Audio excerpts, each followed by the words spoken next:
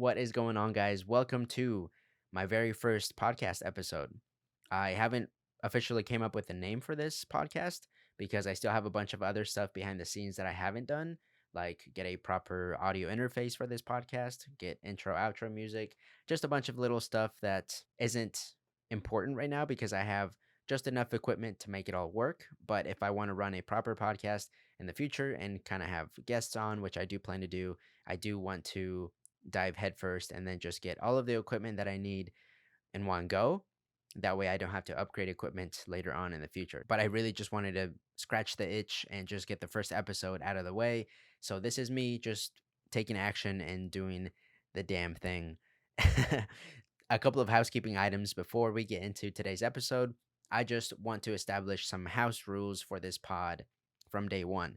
And that is that I think as a solo creator, you have a lot of disadvantages when coming up against a lot of different brands or a lot of channels that are already established and have been doing this for years upon years and years and kind of have a leg up on you.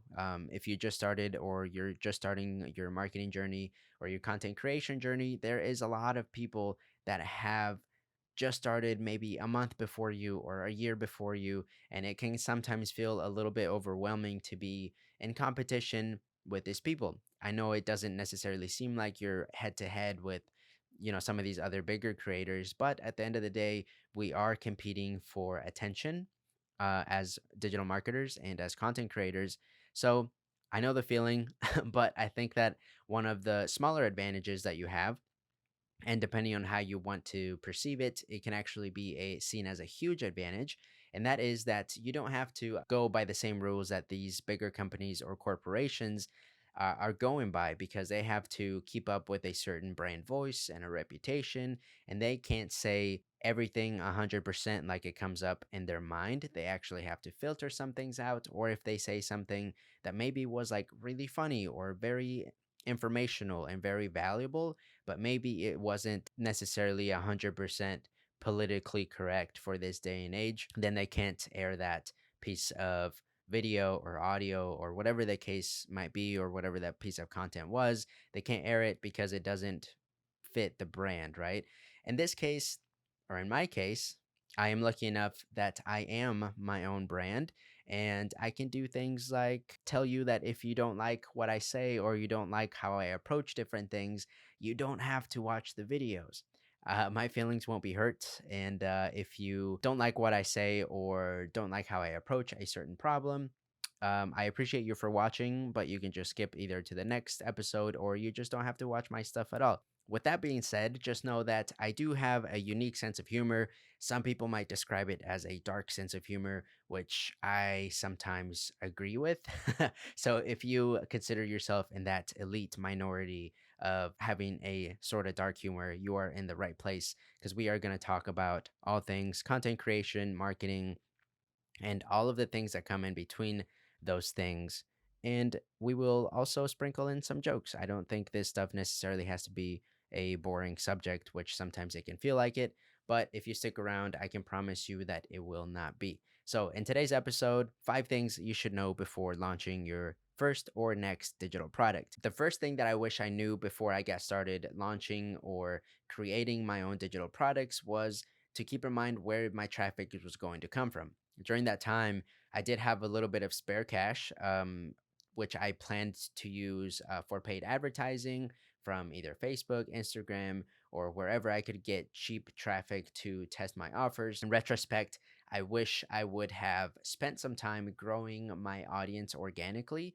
And if you're watching this sometime in 2022, right now, I believe is the easiest way and the cheapest way that you can grow a personal brand to test your offers on.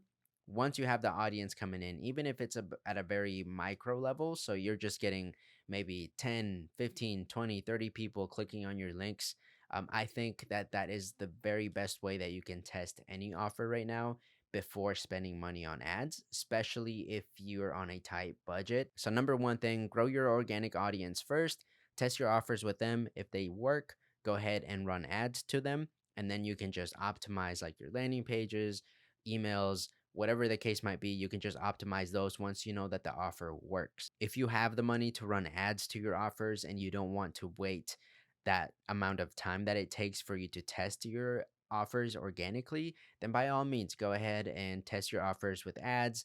Although you have to be a very brave person or be very confident in your skills to be able to monetize if you're going to be throwing money at your offers blindly. You have to really do extensive market research and know that your offer is going to convert well before you're running money into it, because if not, you're just gambling, and most of the time you are going to lose money if you haven't tested your offers before, because sometimes what you want isn't necessarily what your target audience wants. So just keep that in mind whenever you want to run ads to your offers. The second thing is to research what your audience wants to know and research what their pain is, what their goals are, what is your target audience trying to achieve.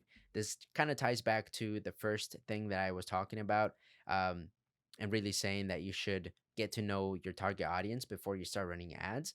And this way, you can use free tools like YouTube, TikTok, and online forums to kind of research your target audience and see what kind of problems they're having. And I've talked about this before, but tools like Reddit and Quora and Enter the Public and all of these other online forums are really there so you can do extensive market research. You can also check out Facebook groups and get accepted, apply to different Facebook groups within your niche or your industry. And you don't even have to be active on those groups. You can just stalk and kind of creep on whatever questions people are having, because people will tell you what their pains are if you just listen for long enough.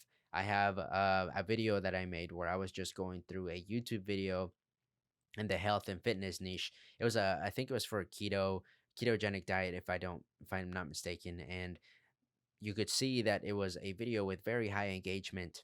And if you just go to the comments, people are telling you their stories. There was this lady that was talking about how she was obese and that she felt shame every time she had to leave the house because she couldn't even walk into a grocery store without feeling tired and without her legs wobbling under her. So it was a very powerful like ad copy that you could use, or just copy in general for your emails, website content, whatever.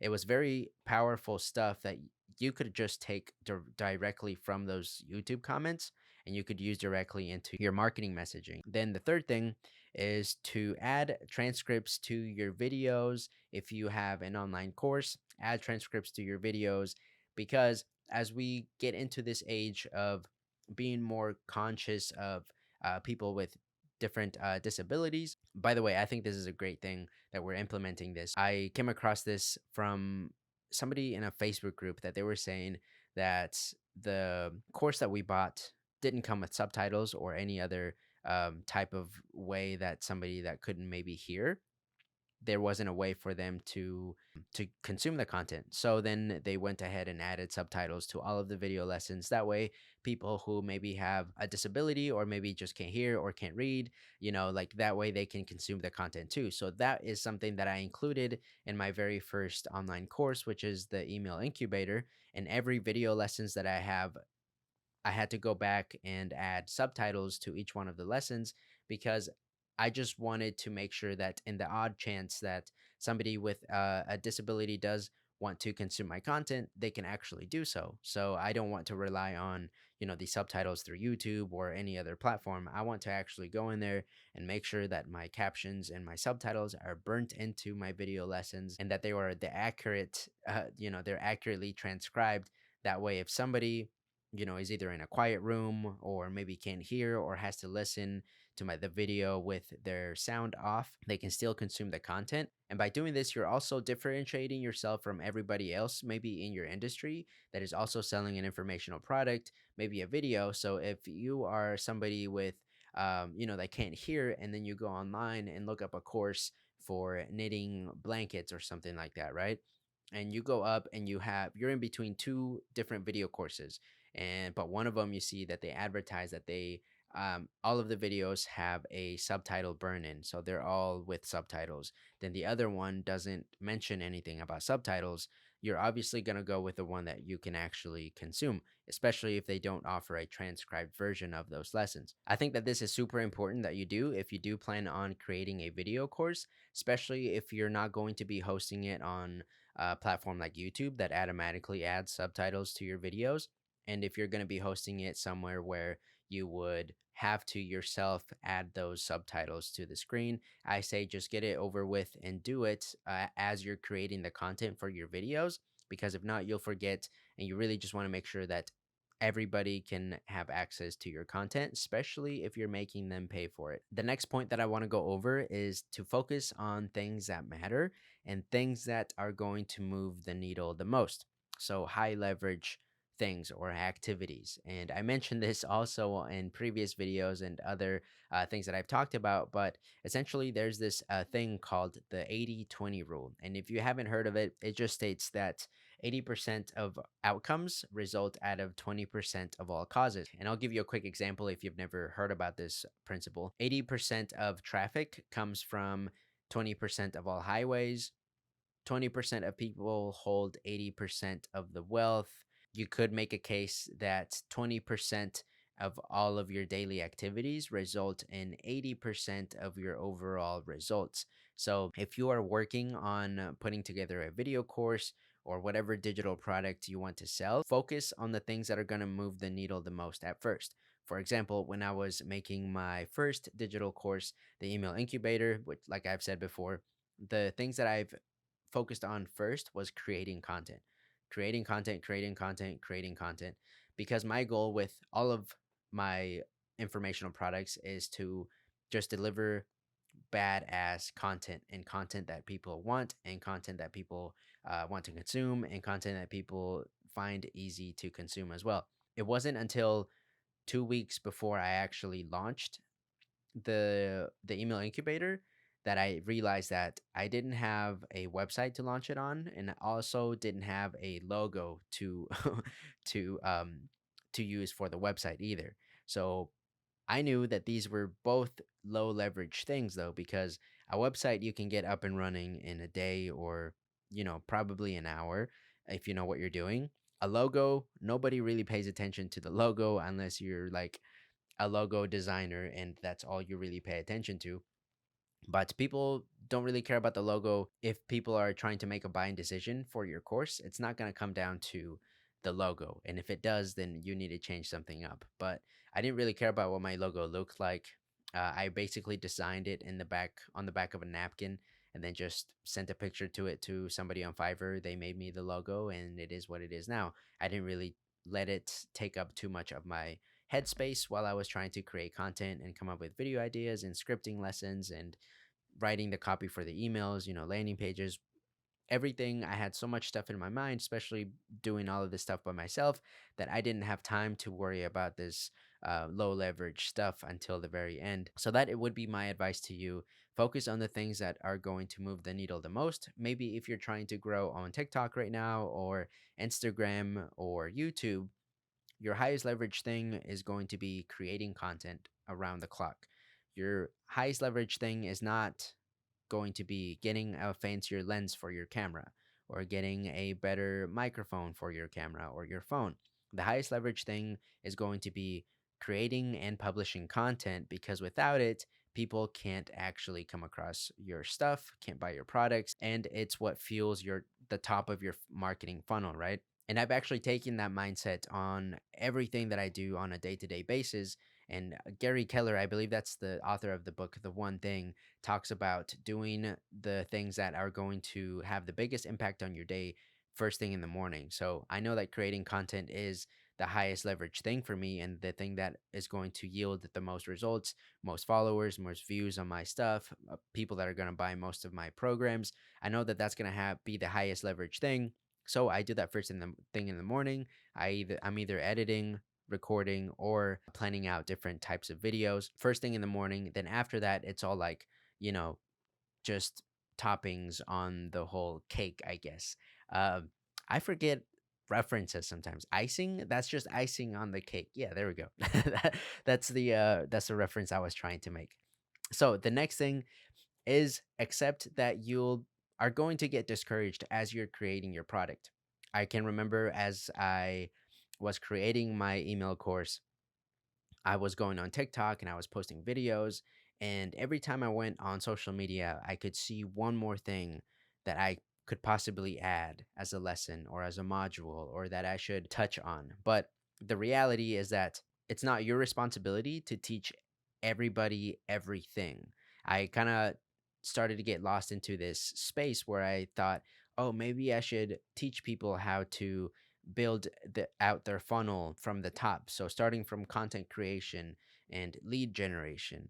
And that's just not what I wanted to do. I wanted to make a course about the back end of your business after you've created the content. I wanted to show you how you can use the highest leverage points within email marketing to grow your bottom line and make sure that you turn one time buyers into repeat buyers and just create stronger relationships with your customers or subscribers using email. My purpose for my course wasn't to show people how to make TikToks, which at some point it came across my mind like, what if I just teach these people everything? And if I would have done that, I would have had to take 2 years of my time creating this course that probably wasn't going to be as good if I just focused on one thing. My thing is just do it anyway. Just even there will come points where you feel discouraged or you feel like you're not putting 100% effort into your craft because you'll get distracted with different things, or maybe you'll watch other people's content and think, wow, maybe their stuff is so much better. And how can I charge X amount of money for my stuff when this person is charging about the same thing and their quality of their information is so much better. But you can't compare your content to other people's content because you're not just paying for content, you're paying for also for that person to teach whatever they know, and different people have different teaching styles and personalities. And I think that whenever you buy an informational product, you're not only paying for the information inside of the product, you're also paying for the person and the personality behind the product.